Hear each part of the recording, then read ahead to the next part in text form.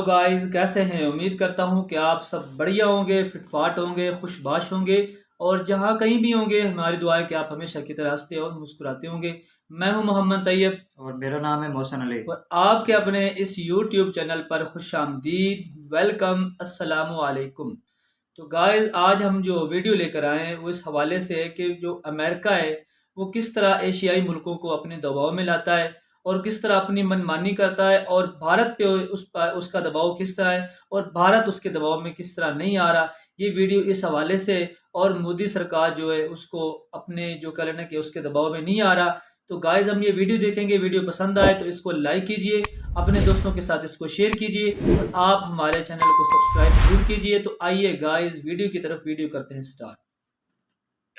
दोस्तों, आज का ये वीडियो देखने के बाद आपको पता चल जाएगा कि अमेरिका किस तरीके से भारत को हमेशा नीचे गिराने की कोशिश करता आया है, क्योंकि आज अमेरिका की एक ऐसी सच्चाई का पता चला है जिसे सुनकर के आपके पैरों के नीचे से जमीन खिसक सकती है। जहां आपने कई बार ये खबर सुनी होगी कि भारत एक लंबे समय से स्ट्रगल कर रहा है यूएनएससी में परमानेंट सीट के लिए, और आपने ये खबर भी सुनी होगी कि यूएनएससी की जो 5 परमानेंट मेंबर्स हैं, यानी कि चाइना, फ्रांस, रशिया, यूके और यूएस, इसमें से लगभग 4 देश राजी हो जाते हैं भारत को परमानेंट सीट देने के लिए। लेकिन एक देश यानी कि चाइना हमेशा बीच में टांग अड़ा करके भारत को यहाँ पर परमानेंट सीट मिलने नहीं देता। लेकिन ये अभी तक का सिर्फ आधा सच है। असल में रशिया और फ्रांस ही वो देश हैं जो लगातार भारत को प्रोत्साहन देते आए हैं कि भारत को परमानेंट सीट मिल जाए। लेकिन यूके, जो कि यूनाइटेड स्टेट के इशारों पर नाचता है, और यूनाइटेड स्टेट भी हमेशा पीछे से कोशिश करता है कि भारत को परमानेंट सीट ना मिले। और इसका बड़ा रीजन क्या है, आगे चल के इस वीडियो में हम आपको कई प्रूफ देने वाले हैं। और साथ ही साथ चाइना, जो कि ऑलरेडी भारत का काफी बड़ा दुश्मन है, और इसीलिए इस समय लगातार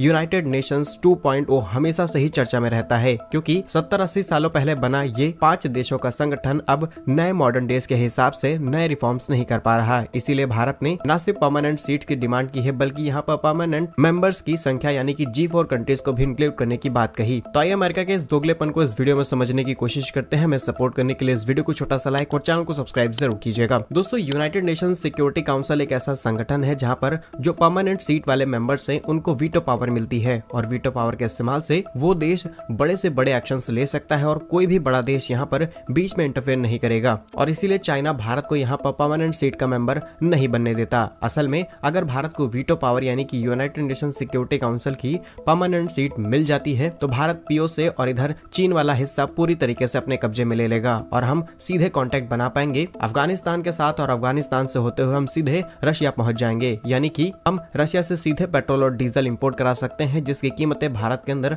अचानक से कम की जा सकती हैं। लेकिन इससे सीधे तौर पर अमेरिका को नुकसान होगा। असल में अभी काफी बड़ा ऑयल एक्सपोर्टर कंट्री है सऊदी अरेबिया। इसी के अलावा कई मिडिल ईस्ट कंट्रीज हैं जिनसे भारत अपनी तेल जरूरतों का करीब 85% हिस्सा इंपोर्ट करके पूरा करता है, और ये सारा ट्रेड यूएस डॉलर में किया जाता है। और यूएस डॉलर जितना ज्यादा ट्रांजैक्शंस में होता है उतना ही ज्यादा कमीशन देना पड़ता है, यानी कि एक तौर पर एक्स्ट्रा चार्जेस हैं जिसका सीधा फायदा यूएस डॉलर को मिलता है, और डॉलर मींस अमेरिका को फायदा। और दूसरे बड़े रीजन की बात की जाए तो अमेरिका नहीं चाहता कि विश्व भर में शांति बनी रहे। अगर शांति बन जाती है तो अमेरिका हथियार किसको बेचेगा। अगर आप इतिहास के पन्नों को खोल करके देखेंगे तो पाएंगे कि तमाम आतंकी संगठनों को भी अमेरिका ने ही पैदा किया है, ताकि जो छोटे मोटे देश हैं उनके अंदर डर का माहौल रहे और वो इसी डर से चलते हुए अमेरिका से भारी मात्रा में हथियार खरीदें, जिसका बड़ा एग्जांपल हमने देखा है। और कई वॉर अमेरिका चाहे तो एक दिन में रुकवा सकता है, लेकिन अमेरिका अपने हथियार बेचने के चक्कर में ये वॉर नहीं रुकवाता। रिसेंटली इजरायल और हमास के बीच शुरू हुए वॉर में भी भारत ने सिविलियंस की मौत पर सवाल उठाए हैं। इसके बावजूद भी अमेरिका ने काफी बड़ी हथियारों की सप्लाई इजरायल को भेज दी है। अब यहाँ पर कौन सही है कौन गलत, इसका फैसला या फिर कोई ओपिनियन हम अपनी तरफ से नहीं दे रहे हैं, लेकिन जहाँ पर लोगों की जान जाए वहाँ पर भारत हमेशा से ही बोलता आया है। लेकिन इसका समाधान क्या है? तो रिसेंटली भारत के विदेश मंत्री एस जयशंकर जी ने एक स्टेटमेंट दिया है कि अब भारत जैसे सभी देशों को मिलकर के यूनाइटेड नेशन 2.0 फॉर्म करना चाहिए, यानी कि यहाँ पर नए दिनों के हिसाब से, यानी कि आने वाले भविष्य के हिसाब से एक ऑर्गेनाइजेशन बनानी चाहिए जिसकी मदद से लोगों की हेल्प की जा सके, लोगों तक फूड सिक्योरिटी पहुंचाई जा सके और तमाम तरीके की सुविधाएं लोगों तक पहुंचाई जा सके। क्योंकि जो परमानेंट मेंबर हैं यूएनएससी के, वो सिर्फ अपने फायदे के चलते हुए फैसले बदलते रहते हैं। यदि आप भी चाहते हैं कि अब यूएन 2.0 बनना चाहिए तो कमेंट बॉक्स में यूएन 2। बिल्कुल भाई, सही बात है कि अमेरिका बिल्कुल नहीं चाहता कि जो ये एशियाई जो मुल्क है, भारत हो गया, पाकिस्तान हो गया और जो यहाँ पे मुल्क है, कि वो अपनी मन मर्जी के फैसले ना कर सकें, अपने अपने पैसे में कारोबार ना कर सकें।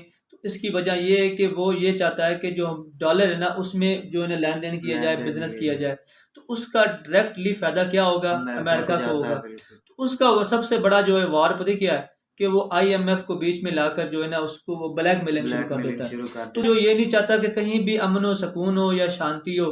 तो पाकिस्तान को तो उसने दबाव में लिया ही हुआ है। अभी पिछले दिनों हमारे ईरान के साथ गैस पाइपलाइन का जो मंसूबा उस पर मैदा हुआ था और पाइपलाइन बिछा भी दी गई थी, तमाम मंसूबा मुकम्मल भी हो गया था और पाकिस्तान के अंदर गैस की कमी भी थी, किल्लत भी थी, इतना महंगा गैस मिल रहा है और गैस मिल भी नहीं रहा, आ भी नहीं रहा, इतना ज़्यादा जो है ना लोड शेडिंग है, जो आम जो लोग हैं पब्लिक के वो गैस की वजह से परेशान भी थी।